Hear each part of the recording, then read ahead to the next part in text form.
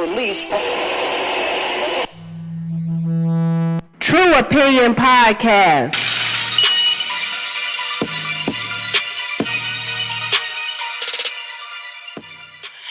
Hey y'all, welcome to the last episode of the True Opinion Podcast for 2018. I'm your host, Adontaus, and like everybody else, I'm going to do not a best of, but maybe kind of a wrap up, a year in review of life, of true opinions, and just kind of talk about what happened this year, what we talked about this year, and what we hope going forward for next year. So, all right, let's get into it. So, first things first, what we kind of learned or thought about, or maybe I'll start with some episodes that were coming down the pipeline never kind of got fully realized, especially the last one around Christmas time. I was talking to my husband. I was like, I think I kind of understand why people get depressed around Christmas. Christmas is supposed to be a happy, joyous time and, giving and presents and love. And if you're religious, you're celebrating the birth of baby Jesus and everything. But there are some people that really, really have a hard time with Christmas. And I blame most everything these days on social media. Maybe that's me getting older. I don't know. But it's just like social media has become a vehicle for people to try to make their lives seem more, I don't know, more, just more than the next person. It's kind of like when you're in high school and you were bullied or picked on or whatever, and then you get older and you have a transformation or whatever, and you want to go back and show the bullies like, hey. But social media is kind of like that just for life in general. It's like you want to show people whether you didn't even have to be bullied or picked on. Maybe that wasn't the best example. I don't know, y'all. It's early. I'm sorry. But anyway, social media is seeming like the place for people to just kind of just flex, just like stun on motherfuckers. And why? I like to think I use social media responsibly because I'm actually happy in my actual life. And I like to post pictures of the kids, talk about, crazy stuff that happened during the day or whatever. I love to see pictures of other people's kids. Like at Christmas time, I love to see the trees and the presents and the kids being happy and surprised. I love the families in pajamas. I just love everything. I love to see people that I actually knew in life, you know, and most of my Facebook friends are from high school and college, and some new friends from when I got older or whatever. But I love to see people who I knew like in the awkward phases, in the phase of life where they were just really starting out and hadn't really figured shit out, and we were all young and dumb. I love to see them moving into being moms and having families and careers, being wives and husbands. I just really, really love social media for that. I love it. And I love to see that. I love prom season. Oh, I love prom season. I love graduation season. I love back to school pictures. I love it all. I can't even tell you how much I love it. I just love it. Love it, love it, love it. But there are people that are not mentally healthy. And I'm not saying like they crazy or something, but not mental health is just like physical health. Like your brain gets sick just like your body does, and not everybody is mentally healthy. And they see this in some people. It makes them upset. It makes them depressed. It makes them reflective about what is missing in their lives. It makes them feel like their lives don't add up, or I'm sorry, don't measure up to what they're seeing, and it may start a spiral. And especially around times where you are supposed to be, and I say supposed to be because society has these traditions and these expectations of what a happy Christmas and what a family and stuff should look like. And if people see this on social media and they don't feel like their lives match that, they can get pretty upset. It can make them feel bad. And then also you have the people who don't use social media responsibly.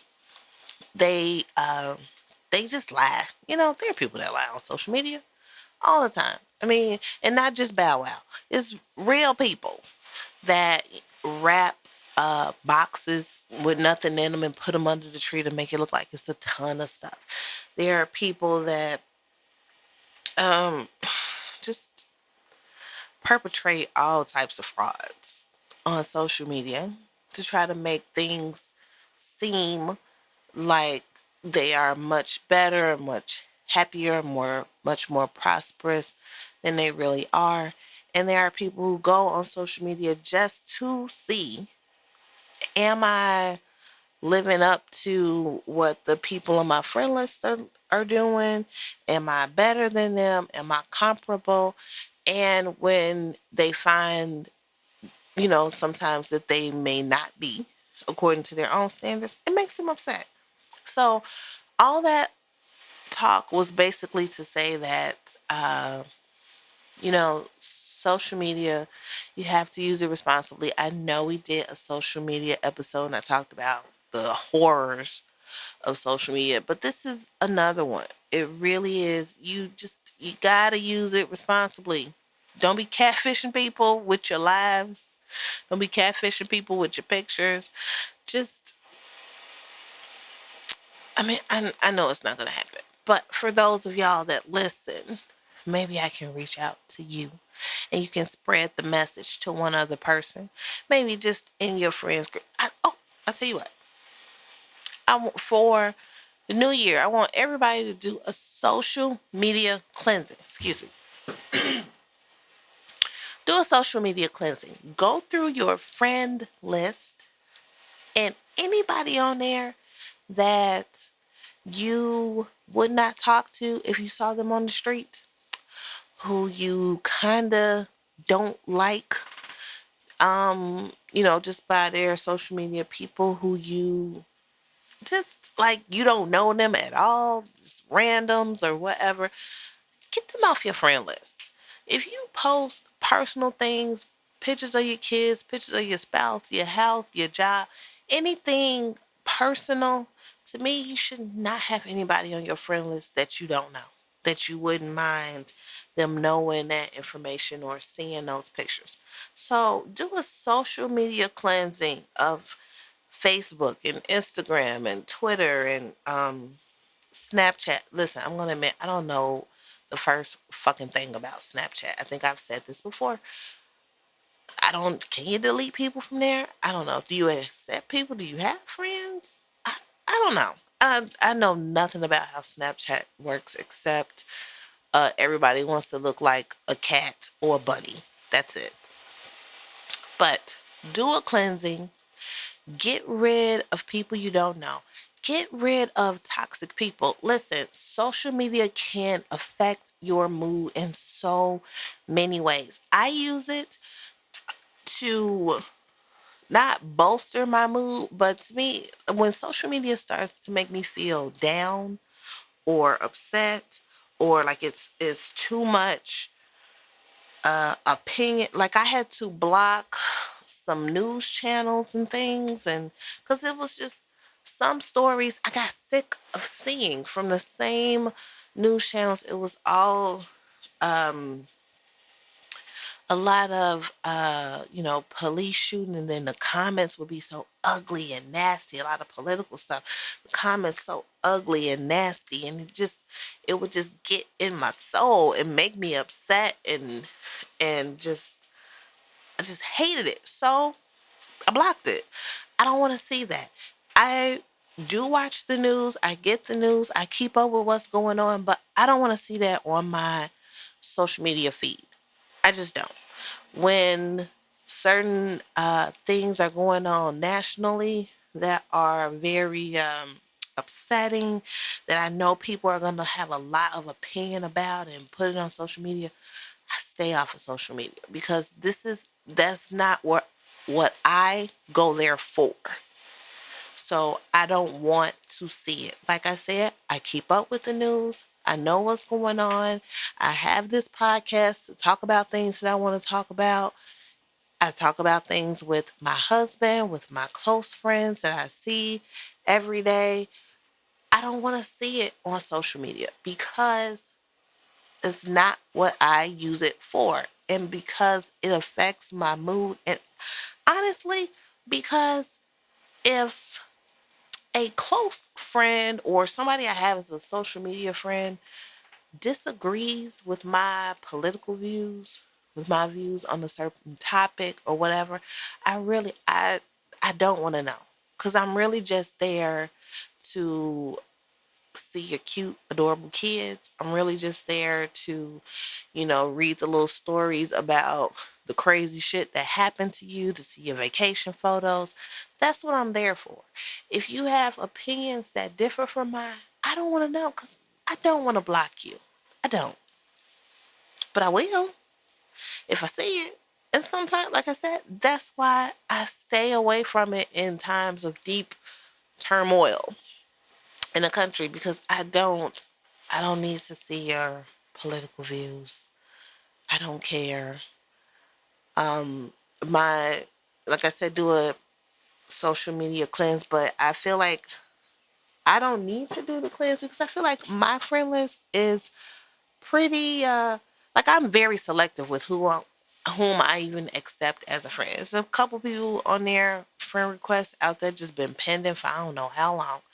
And it'll be like, you have 37 friends in common. I look at that face like, I don't know you though. I don't know. The name may be familiar. I don't know you. Maybe we went to high school together. You were a class under or above me, but I I don't know you. So I'm sorry. I can't. I can't. Sorry. I can't. So I'm very selective about who I accept in the first place. So I think my friend list is pretty it's pretty secure. It's pretty full of people that I would actually kick it with on the street. But again, I don't want to know your political views. I don't want to know your views on the Me Too movement. Oh my God, I don't want to know your views on that because I would probably unfriend more people than I would like to even talk about. Which leads us to the Me Too movement. Hashtag Me Too, the women's revolution. That's WWE. Let me tell you, the women's revolution or evolution in WWE has been amazing. If you are not a fan of WWE, pardon me for a second while I stand for the women in WWE that have just been getting it fucking done this year. I love it. The women's division is really just is turning it into something amazing. The women had their very own pay-per-view. It was all women. The whole card was women's, ladies matches. It was very good. The women had their own Royal Rumble match. I mean, they've had ladder matches. It has just been really amazing and it's wonderful to see. The only thing, like with the WWE in general, I would love to see a little more multiracial representation. They are getting there slowly, slowly, but they're getting there. But I'm just, the first thing is I'm just happy that the women's revolution has been so fucking amazing in WWE. Now, back to the women's movement in general. I am a extreme what's the word I want to use? Listen, I always believe women. I always believe in women. I always will stick up for women. I know being a woman of a certain age, having gone through childhood, the teenage years into adulthood, I know there are ways that women are treated and things that are done to us in this society that are just fucking horrible and terrible. And that's why I was just so happy and just my words escaped me today. I loved that women were speaking up and fighting back and demanding that they be heard. What has upset me? Again, it's the reason why in these times I kind of stay off of social media. I look at the pictures and keep it on moving. It seems as though women themselves sometimes are against other women. They aren't for other women. And I think the biggest example would be how almost half of white women, almost half, you know what, maybe I'm wrong on that statistic. It may not be almost half, but let me say this: a very significant portion of white women, more than it should have been, voted for the current president as opposed to his opponent in that presidential election, who was also a white woman. And people say, well, you know, people don't vote just based on their gender and they. Yes, they do. Yes, yes, yes, they do. Which is why President Barack Obama got almost like 100% of the black vote, because people absolutely vote their race. And usually, you know what? Let me stop. Because I think I'm about to say something crazy. I'm going to say they vote their gender, but this is the first time a woman candidate was running for president. So I guess we can't say women normally vote their gender. You would think they would, though.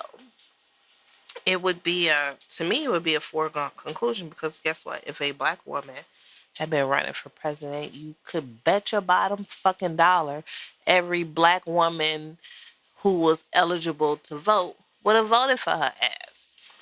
But I digress. Anyway, it seems as though a lot of women don't believe women. A lot of women stand up and stick up for the patriarchy, even in this age of the Me Too movement, understanding, believing in women, women coming out and talking about their personal trauma and everything. And I think, really, I think it's just disgraceful. And would, I don't know what the solution to that is, because I don't want to shame anybody for their beliefs. I don't want to get on them for what they believe in. But to me, it's just like, bitch, what? Like, what? Like, during the confirmation hearings for the newest Supreme Court justice, when Dr. Ford came out with her allegations, I remember somebody I knew saying, when, he touched me when we were 16 years old, 40 years ago, when.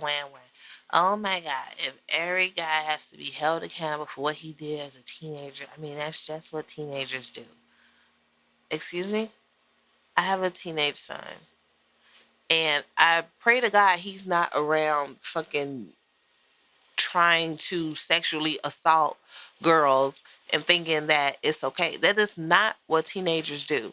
And if they do that, then perhaps the people that raised them are shitty, or perhaps they are shitty fucking people and they should not be Supreme Court justices. That's just not, I hate this excuse that is given to young men Or, I'm sorry, when they're white, they're called young boys. When they are black, they're called young men, or they're called men when they're 16 years old. But that's a separate subject. Aside from race, let's take race out of this for just one teeny tiny second. But I hate the excuse that boys are given to act like little shits. You are not hormone monsters. This is not an episode of Big Mouth. You do not get to go around touching people, rubbing your genitals up against them, trying to force them into rooms and force yourself on them. You don't get to do that and pass it off as a youthful indiscretion. It's not right. And women need to stand up for other women and say that that shit isn't right and that happened to you is disgraceful, and the people who do it need to be held accountable. You know why they need to be held accountable? Because the trauma that comes from incidents like that is real. It lasts. It goes with that girl or that woman all throughout her life. It is not something that, she just wakes up the next morning like, oh, that happened and it's over with.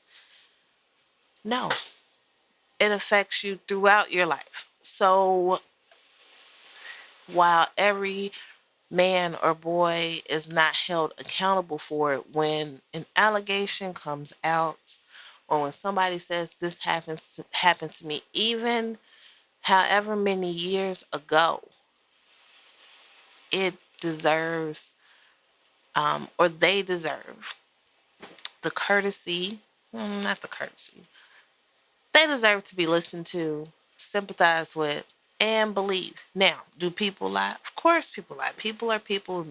My general rule is that people are trash. But in these situations, I think that a belief first, and if there is to be some sort of investigation that follows, fine. If it's not, then it's not. But sometimes if you look back over a person's life, especially after they have this kind of experience, if you look back over their lives, if you talk to them, you can see how the experience has informed their decisions throughout the years. Other things that may have happened to them, other ways they use to try to cope with this trauma, especially when you're young and something like that happens to you. You don't know what the fuck to make of life. And you just do whatever you think you have to do to kind of feel like a human again, or to not feel anything again, because those feelings are so strong you just don't want to feel them. So I would just caution every woman out there, if you hear these stories, if you hear a coworker, a friend, a family member, somebody on TV, a celebrity, anybody talking about this type of personal trauma where they were sexually assaulted, where they were almost sexually assaulted, where they were sexually harassed, where they were sexually extorted, anything, I would say try to listen with a listening ear. Or here's this.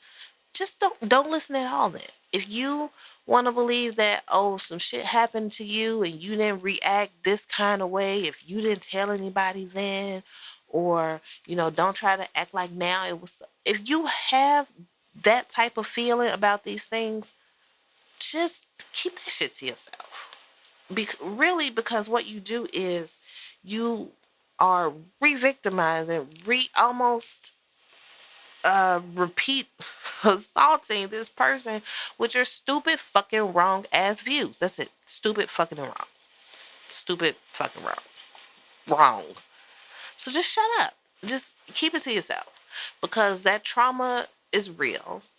And if they have shared that in public, or if they've shared it with you, if you don't believe them, you don't want to believe them, or whatever, just say, oh, okay, okay, and keep it moving.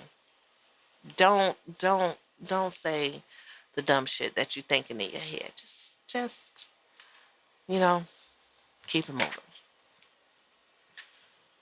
There have been numerous stories, and unfortunately, it's always a lot of stories about women being assaulted,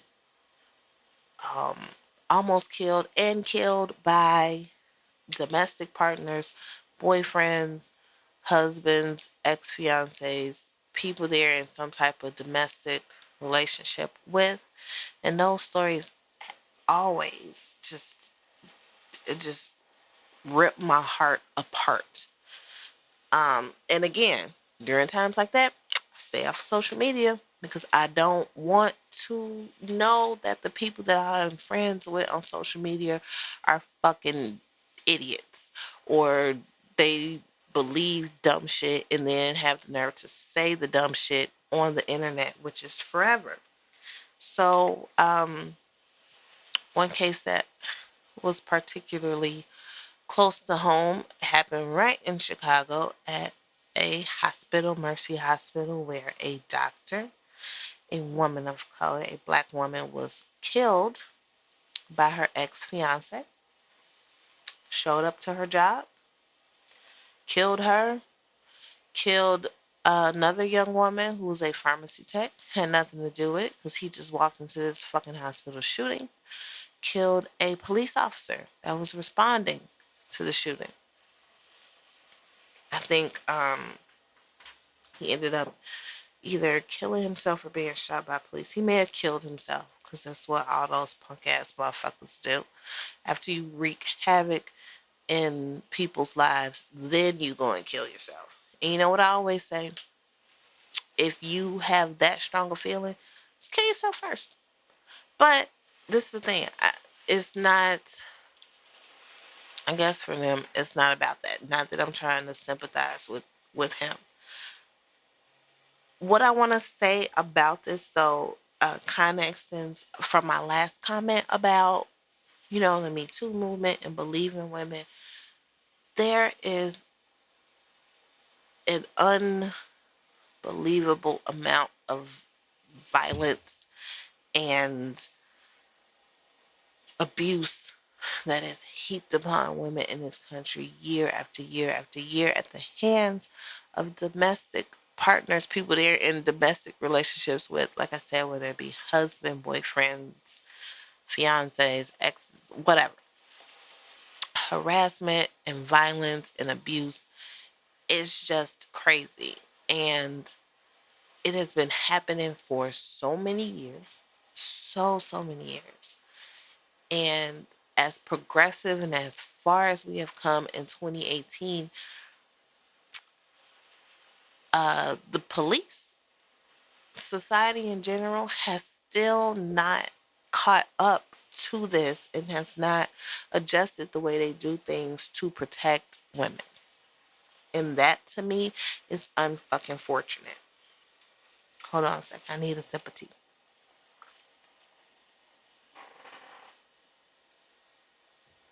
Okay. This is unfortunate. I okay. All right. Okay. I had to go through the process of trying to secure an order of protection against an ex. And when I tell you, the process is so fucking stupid and long and drawn out, and it does not protect anybody. It certainly didn't protect me. The system is so fucking just stupid. It, it is this. It was the most frustrated experience of my life, and then in the end, the order of protection was denied.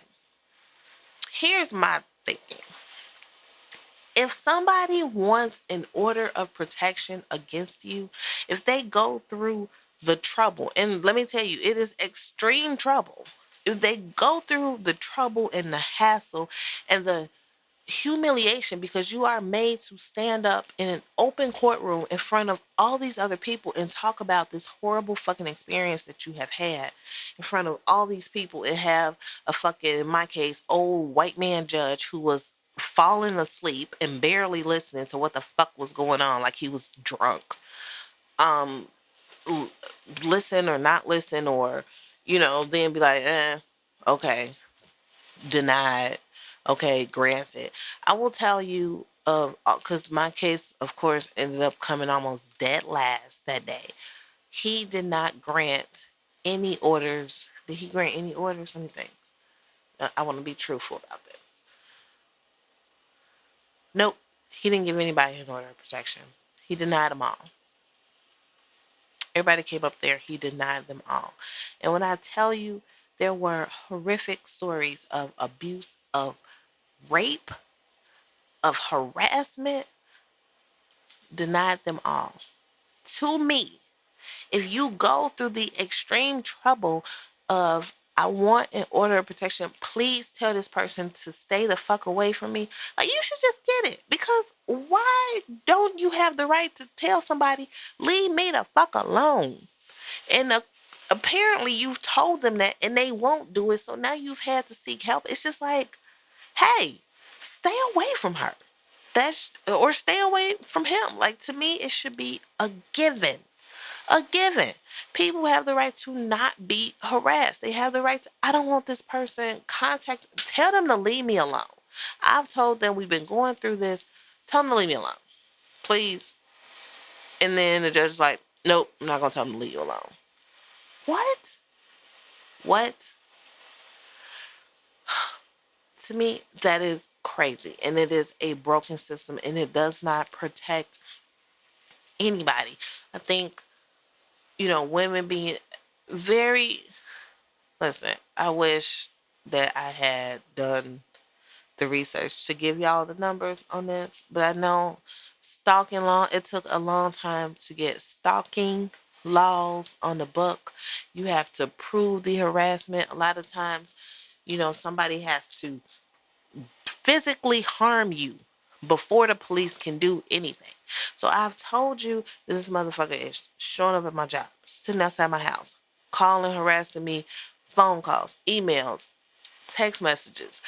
They're doing all of this. Well, we can't do nothing until they lay their hands on you. Oh, okay. You can't do nothing until he beat my ass or kill me or break into my house or try to kidnap me. You can't do nothing until I experience a horror and a trauma so deep that it scars me for life. You can't do nothing then. There's nothing you can do that's, in the interim when he is ramping up, when he is showing this pattern of being fucking crazy. You can't do nothing then. And I can't get an order of protection, which still, even if you get one, is bullshit because they have to stay so far away from you. They can't contact you or whatever. But like in the Dixie Chick song where Earl walk right through that restraining order, it's a piece of paper. And you have to be able to call and say, I have this order, and this person violated it. But how you gonna call if they fucking choking you out? How you gonna call if they ambush you in the middle of the night and fucking push their way into your home or whatever? How you gonna call about this order of protection if they shoot you in the fucking head at your job? I think, and the men might get crazy. Might get crazy. Might get mad because I was finna call y'all crazy. So crazy just slipped out. I think that the upbringing, the training, the you have to start working on men very early when they are little boys. You have to show them healthy relationships. You have to make sure they have healthy attachments to their mother and their father, that they don't have abandonment issues, that they don't have fucking entitlement issues, that they are mentally healthy, that they are sensitive to the wants and needs and thoughts and rights of women, that they are good people. That it just seems like the whole upbringing of men just needs to be recalibrated. And then you have to do continue to do checks on them or something. Like when they get on in relationships, to me, all men should be required to go into therapy or counseling, especially when they start dating. And these dangerous patterns need to be recognized and probably worked out before they start fucking killing people. I know that is unrealistic, and really I don't really have an answer for how to stop getting these trash men to be trash. But in the meantime, the law enforcement community needs to take the protection of women from domestic partners much more seriously. And also, friends and family of these women in these relationships need to take them much more seriously. Listen, I know if you are your sister is with a guy who beating her ass. Hold on, I need more tea.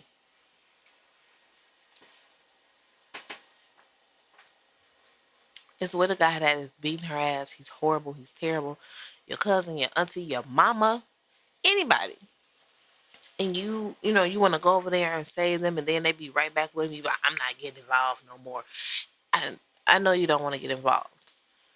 Maybe you don't go over there. And you know what? I don't even suggest that you get in the middle of a couple fighting, like physically in the middle of that you show up there, because domestic situations are so volatile and emotions are so high. Everybody just stay safe. Like you may end up in the crossfire when you didn't have to be. You go over there trying to save somebody and that fucking fool will shoot your ass too. You know? So I don't recommend you get in the middle like that, but I recommend you keep the lines of communication open. I recommend that you keep talking to her and counseling her and trying to help her to get away. I recommend that you suggest a good mental health professional.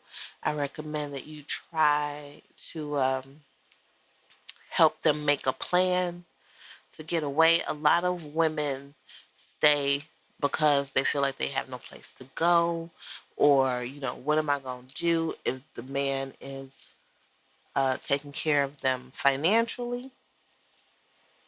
Such thing as financial abuse. He won't let her have a job. She's totally dependent on him to live, and they have kids or one. And they may be like, how am I gonna get away if I leave him? I don't have anything. Help them make a plan. There are shelters. There are organizations. There are. My suggestion would be um, to find a relative or a close friend that he does not know, that he doesn't know who they are or their address. He doesn't know that person.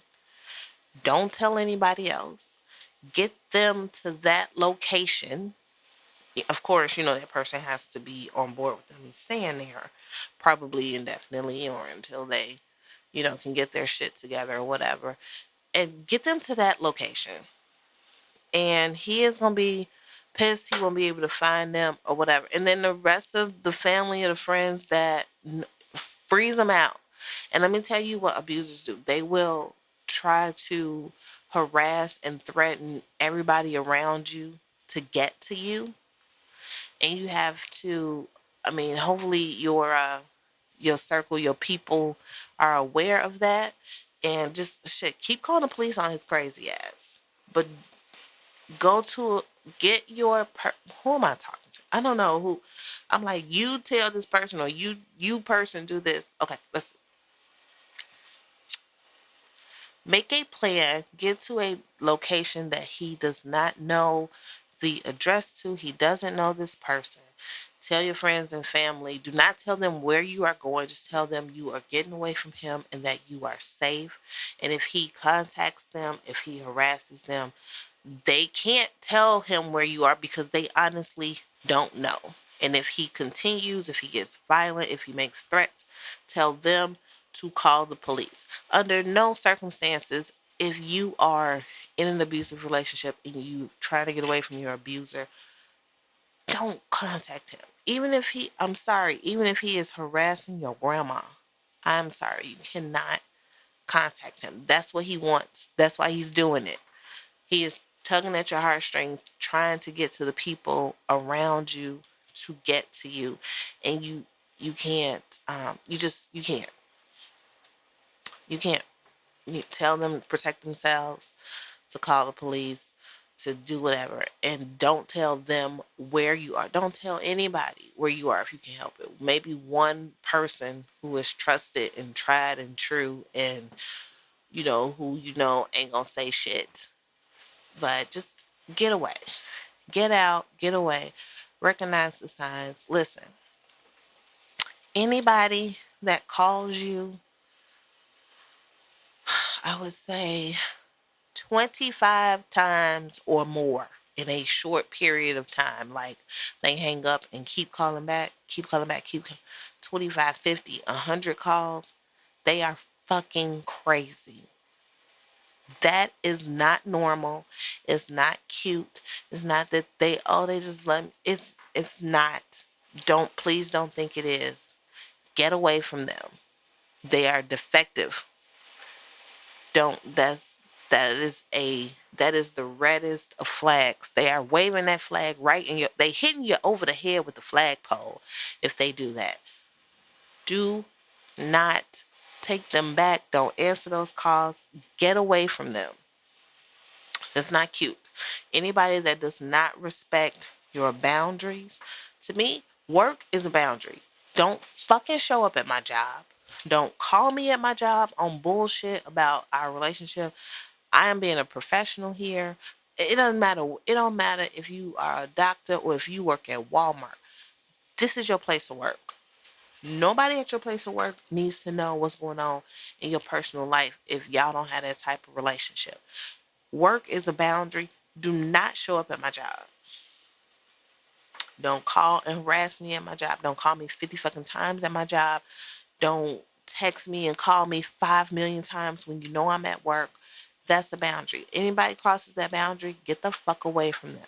They don't respect boundaries. Which means if you tell them no, no don't mean no to them. No means go to them. Leave them alone. Anybody that is has this unnatural attachment to you that wants to go with you everywhere, who wants to know everybody you know, then they start to hate your friends and your family. They don't want you hanging out with them. They find something wrong with everybody. They are negative about everybody in your life to the point where you don't want to hang out with that person because you're like, oh God, it's going to be an argument. Leave them alone. You knew people before you met them. You had people before you met them. They should not come into your life and try to fucking cleanse your fucking friends. And I'm not talking about like a social media cleanse like I'm talking about. But basically they are isolating you from everybody. They are cutting you off so that when they start acting fucking crazy like they know they're going to do, it may not be conscious in their mind that they're going to do this, that this is their plan, or it may be. But it's definitely a pattern of behavior. You're not the first person they've done it to, and you won't be the last. It is a pattern of behavior. They go about it systematically. They've done it before.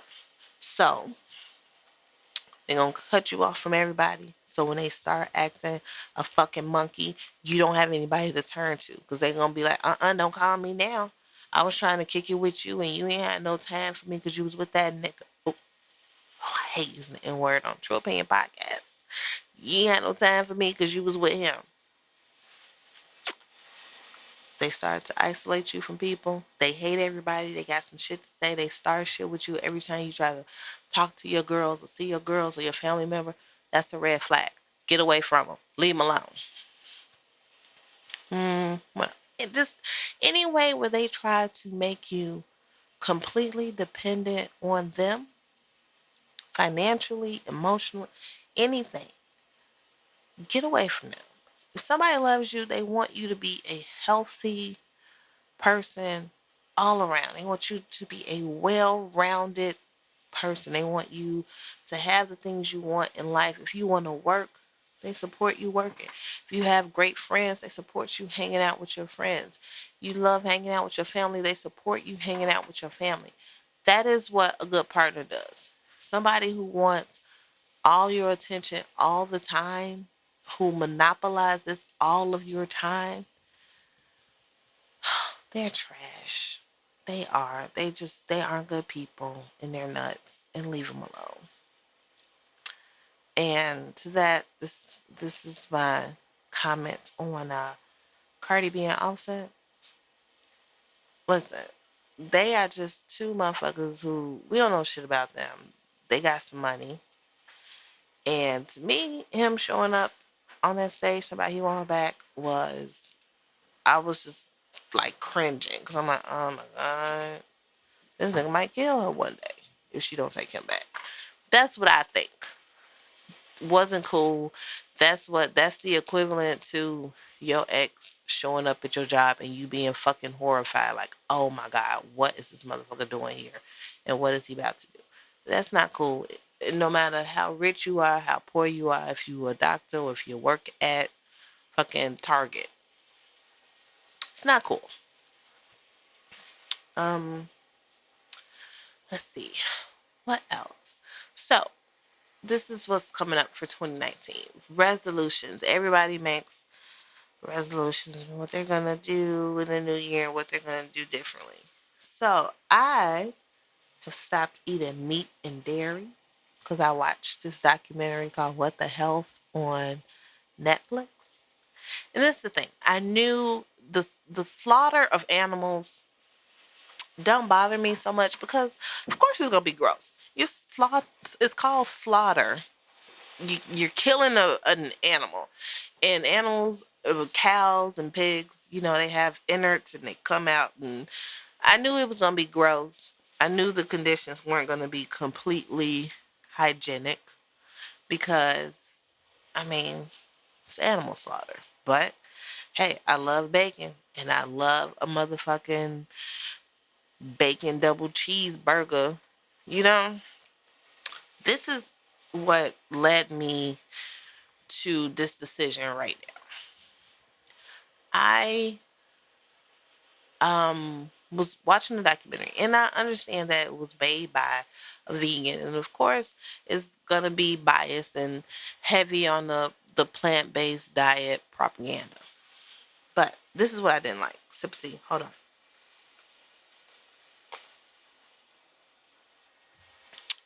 This is what I didn't like. One, the major health organizations, the American Cancer Society, American Diabetes Association, these major like I said, health corporations or organizations that people turn to for answers about how to be healthy, what makes you healthy and unhealthy. They are sponsored by me. They get money from major food and meat dairy corporations. And if you look at, they all include recipes or what to eat to be healthy, and all the recipes and the diet plans say meat, eat meat. And they say, oh, lean cuts of meat. And then they say, meat, chicken and turkey, and limit the red meat, but make it lean cuts of red meat. And they have these recipes, bacon wrap this, and okay, well, cholesterol comes from animal fat, from any kind of, even the lean meat, even, yes, even chicken and turkey. That's the only place it comes from. So why is the Heart Association telling you to eat animal fat, which increases your cholesterol? Why? Why is the American Diabetes Association saying, to limit bread and starches and carbs and, just eat more meats. Eat meats, eat fats and good fat. That makes no sense. Now, I'm not a food scientist, and I won't even get into what the documentary said about how eating fat actually is more risky for a diabetic than carbs. I'm not going to get into that. You can go and watch the documentary or do some research yourself. But to me, it just seems very underhanded that health organizations are taking major money from meat corporations, and then they have these diet plans and meal plans and recipes that include a lot of meat, which we know. I mean, we love meat in this country. We love it. I fucking love meat. I miss it every day. But it's not good for you. We know it's not good for you, but it tastes fucking delicious, you know? So we eat it. Also, um, they talk to the residents in this town, and oh, my memory is getting so terrible, guys. I think I feel like it was in North Carolina, but they have a factory there where they slaughter pigs. And I think it's called like the pig capital of the world or the country. Um, there's more animal excrement in that town than it is human excrement, than probably it is all around. It is just the town, just, the plant is in a poor neighborhood, of course. These plants are always in poor neighborhoods, a lot of neighborhoods that contain people of color. The smell is horrific. And I just remember this old man saying he got dressed for church and he went outside, and like the smell was so terrible and it just got all in his clothes, and he just went back in to change, or he said he didn't even go to church or something, or maybe he went back in to change because the smell is terrible. The water is polluted. This lady was saying how like just everybody in the town had these just ailments from just the pollution of the plant. And I didn't like that. I didn't like it. To me, human lives are important, and nobody should be made to live in a town that is so polluted from the sludge and runoff and just the um, biohazard of a slaughterhouse basically in their backyard. That's not living. That's not how people are meant to live. And it's just like, you know what? And I know me not eating bacon is not going to improve those people's lives. It's not going to close down that slaughterhouse. But it's almost like I'm the type of person who, once you know something, you know it. And once I know something, I know it. And I can't do wrong or do the opposite or keep on going in the way that I'm going when I have this knowledge. And so, like I said, I know the documentary had a very vegan view and a vegan slant, and it was pushing this plant-based diet life. But I mean, I just couldn't do it. I feel like, and of course, it's like the government, pharmaceutical companies, more antibiotics are sold to food growers and farmers than to humans, because you have these animals in these terrible conditions. They're close to each other. They're getting sick. They're spreading disease. You give them antibiotics to cure the diseases or to treat the infections. Then you slaughter them. They got all these antibiotics in them. You slaughter them, package up the meat, you sell it to us. Now we're eating what they ate. We eating the antibiotic, the animal. It's big business without much regard for humans, to me, that are consuming the products. Of course, the government with their fucking food pyramid and everything, they get money and from uh, money and favors and whatever from lobbyists, and the food lobbyists are some of the biggest, most paid, most represented lobbyists in Washington, probably just as much or more than the NRA. That it's too much. It's too much money and conspiracy and too much. And I'm just like, you know what? I don't know, but you're not gonna kill me with these cheeseburgers. I I can't do it. So, am I encouraging y'all to stop eating meat and dairy? Oh my God, milk. Oh, milk and eggs. Yeah. Now the documentary said, "Oh, eating an egg is like smoking 4 cigarettes." I don't believe that. I think that's an exaggeration. But eggs have a lot of cholesterol. Now I know I have high cholesterol, or I had high cholesterol, and I know that it was a time in my life where I did like a no carb diet, and I was eating like steak and eggs for breakfast, just meat, everything, meat and maybe some vegetables, a little bit, meat and salad, just meat, everything. And I swear to y'all, my cholesterol ain't been right since then. Probably right now I need to go to the doctor and have it checked. But I'm not telling you what to do. But I want like the theme for 2019 for everybody. I would love for everybody to just get more educated on every decision that you make for your life. Everything. Everything you do. Why you eating that? Is that healthy to eat? From the car you drive, the place you work, the clothes you wear. Just the internet is right there on your phone. Do a little research, or end up down a rabbit hole and do a lot of research. Just, I want everybody to be more informed about everything, about government, about politics, about food. Like I said, everything.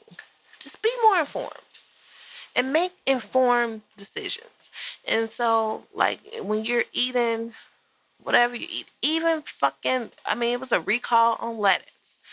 Find what's going on with the lettuce. Why is the lettuce contaminated with E. coli? Find out why. Find out how the president rolled back protections that would prevent the contamination, because he's just a fucking it. You know what I'm saying? Like, find out why. Everything. Deep dive into everything. That's one thing for 2019. Do a deep dive. Educate yourself. Know everything about why you're doing everything you do, or why everything is happening the way it is around you. Another thing for 2019, I have realized that I am way too nice. And there is a such thing as being too nice. And let me tell you why what am I trying to tell you? Just let me talk to you. Okay, listen. This is the thing. I try to be so nice and respectful to everybody and everything, that it upsets me though. Because afterward, when, I'm angry or I'm seething about something, I'm just, oh my God. I feel like, I should have said this, or I shouldn't have taken the nice route. I should not have been understanding. I should have said, listen, you fucking dummy. This is what you need to do. Or this is what you have to do. Or this is whatever, whatever. That's what. So it puts more of a cognitive load on me, puts more of an emotional load on me. And there is nothing wrong with being assertive, even maybe sometimes a little aggressive, if that's what you need to push your point across. Because what I learned is the courtesy that I extend people, they don't return it.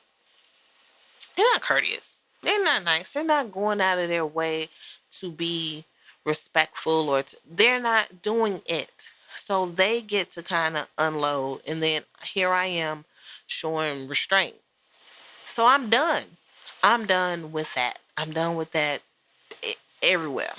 In every aspect, I'm done with it. And I've like started, like, even at work, everything. Hi, hey. I've stopped with that. You get a dry ass. If I even say hello. Now, I'm used to, I'm a happy person.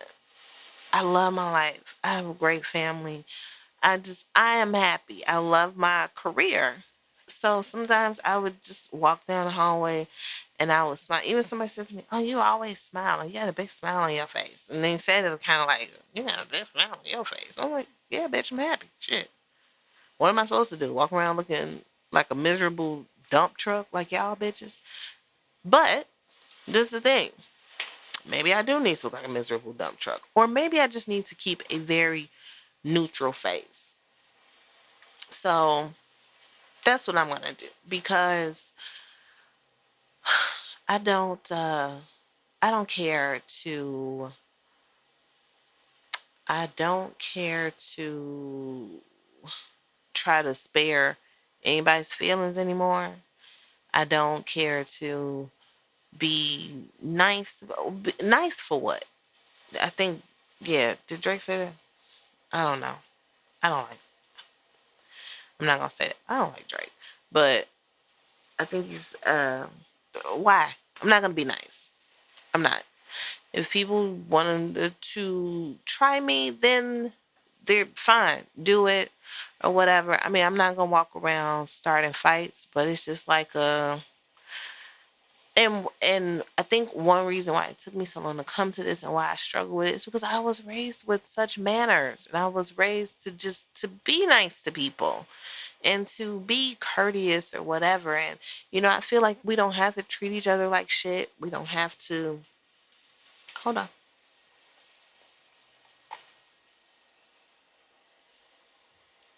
We don't have to treat each other like shit. We don't have to be shit people or whatever. But especially in the field that I work in,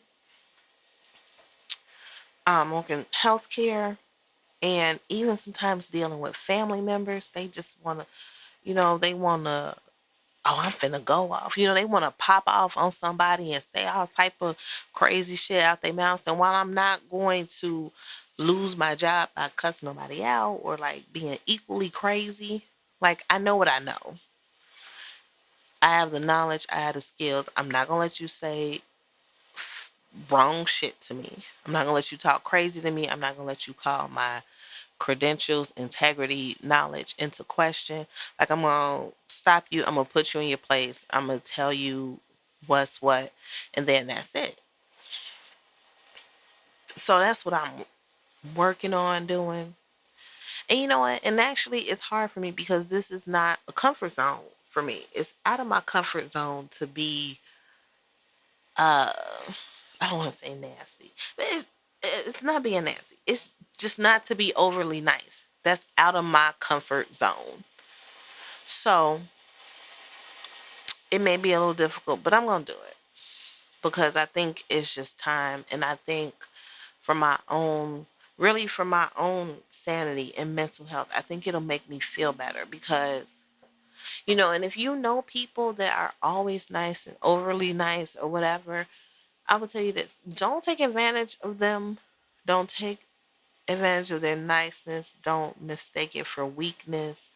Don't don't let other people do it because the downside of being nice is that it's not that you don't recognize when somebody is being disrespectful. It's not that you don't recognize when an interaction is going to the left. It's just that you're always trying to bring it back into balance or whatever. But at the end of the day or after the um, interaction, I would always like go over it in my head and be like, you know what?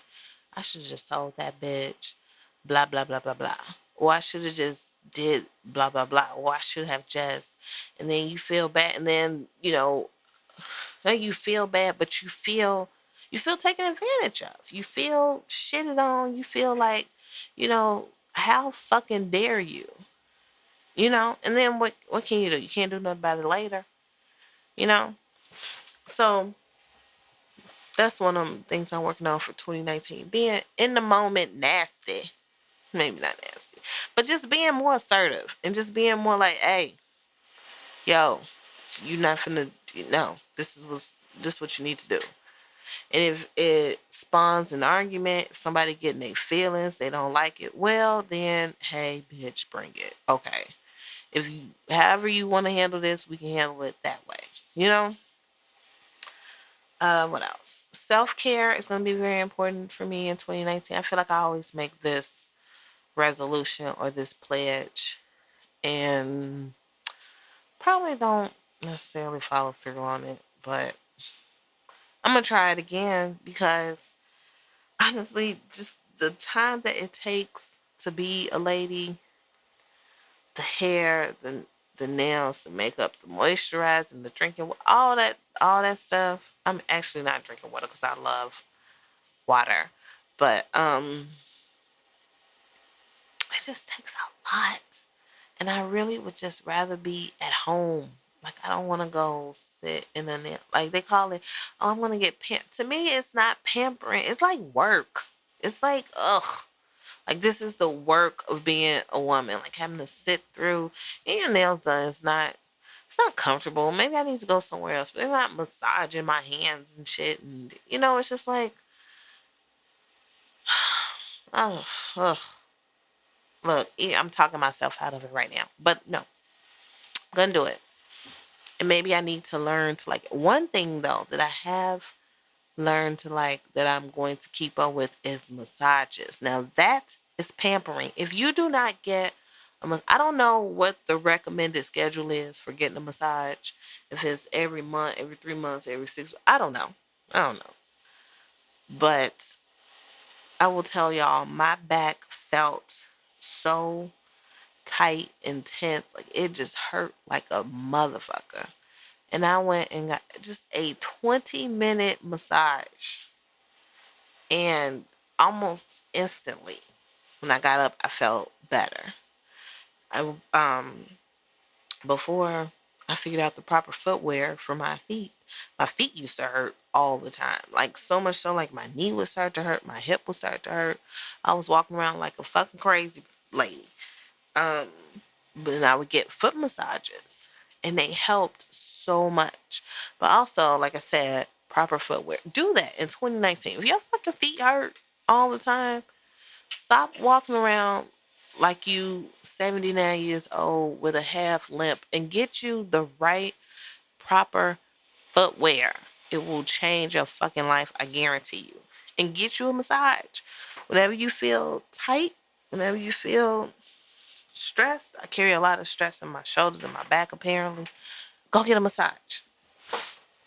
That's some self-care everybody needs to engage in. And it's just wonderful. And I will say, finally, for the True Opinion podcast. Oh no, not finally. I got couple other things to say. One, the last episode I did was called The Family Feuds. And I aired some family laundry, dirty laundry.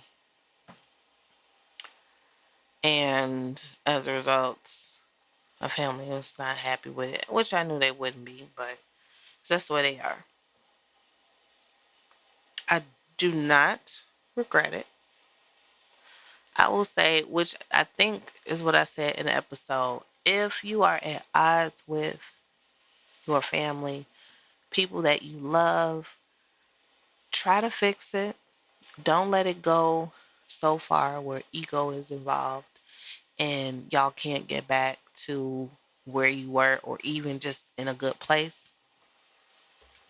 Don't do that. Just try to fix it as soon as possible, as early as possible. Talk about it when issues come up. That's my advice to you.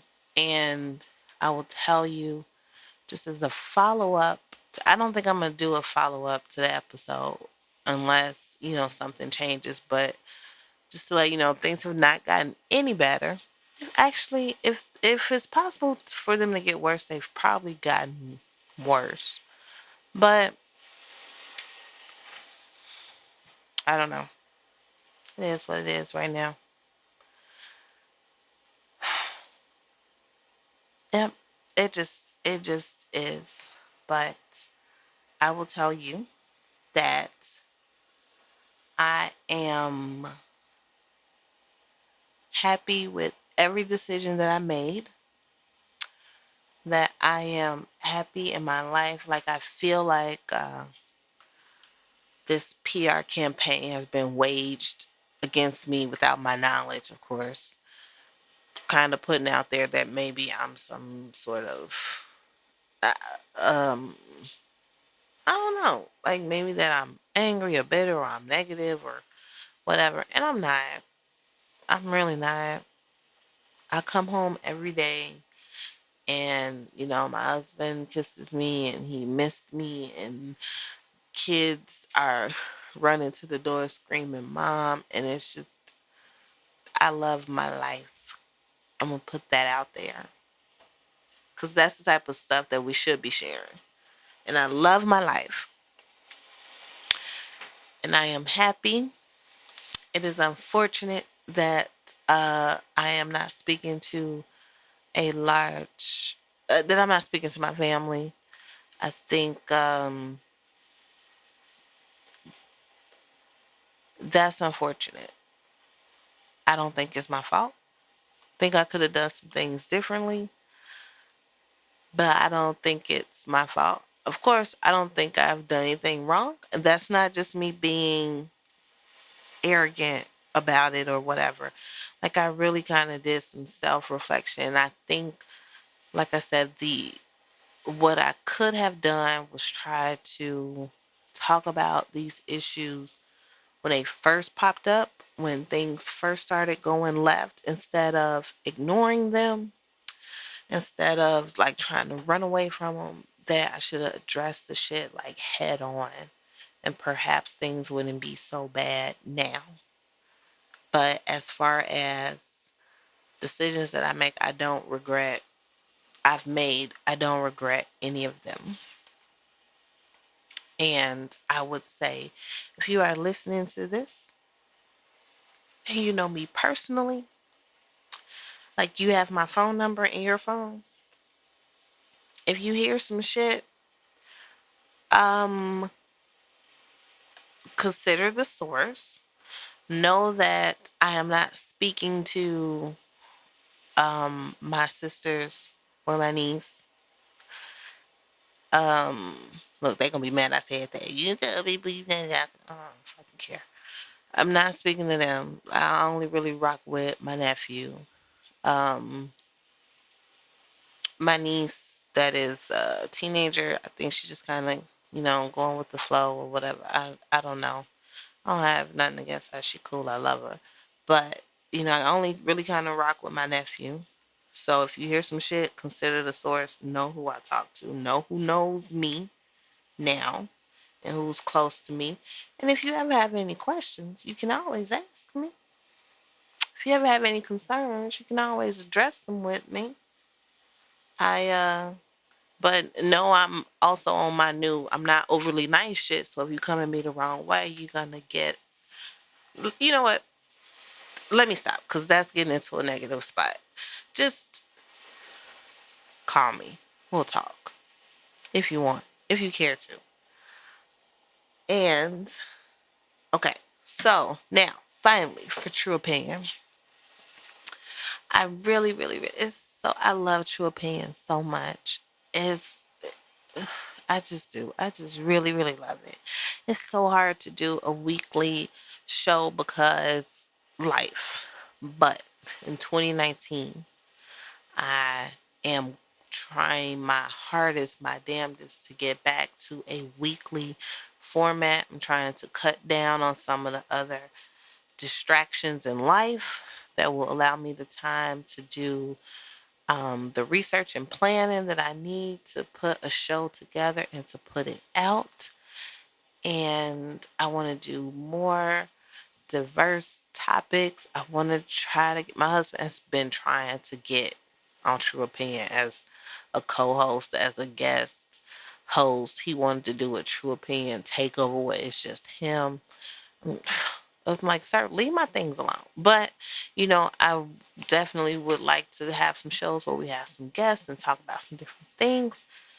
And I just vow to continue to be honest with y'all, to give y'all my opinion the way I see it, with research and facts and logic and reasoning behind it. Um and I just I really just want to take True Opinion into the stratosphere in 2019. I want to build the listenership. I want it to just take off. So I'm going to try. I'm going to try my damnedest. And I just hope y'all ride this wave with me because it's been so fun and I just really love it. And True Opinion is like a baby of mine and I'm going to nurture it and hopefully watch it grow into something amazing. So, Happy New Year. Happy New Year. Be safe. Love each other. Don't be overly nice. Be assertive. Um, what else? I don't know. Be safe. That's the important thing. New Year's Eve, be safe. Beware of drunk drivers. If you are going to drink, I don't go out New Year's Eve because I'm a psycho. I'm afraid that it's always my fear that I'm gonna go out on New Year's Eve and be killed by some fucking drunk driver. So I just stay home. And I like bringing in the New Year's with the kids anyway, even though a lot of times they be asleep. But I just like being with my family. So I stay in. Maybe I try to plan them a little New Year's Eve party here at the house. But if you are going out and you're gonna drink, please just stay wherever you are. Don't get a DUI. Don't get into an accident. Don't kill yourself or somebody else. If you're going to drink, be someplace where you can stay. Be safe. Be happy. Be healthy. Love and be loved. I love y'all. Let's make 2019 a great, great year. And let's get ready. My God, let's get ready to vote this motherfucker out of office in the upcoming election. I think it's going to be 2020, but candidates are going to start popping up. Pay attention to politics, see who you like, who you don't like. Give them a little bit of money, help support their campaigns, talk to people you love about them. Let's get ready for a fucking revolution. Okay? All right. Bye, y'all.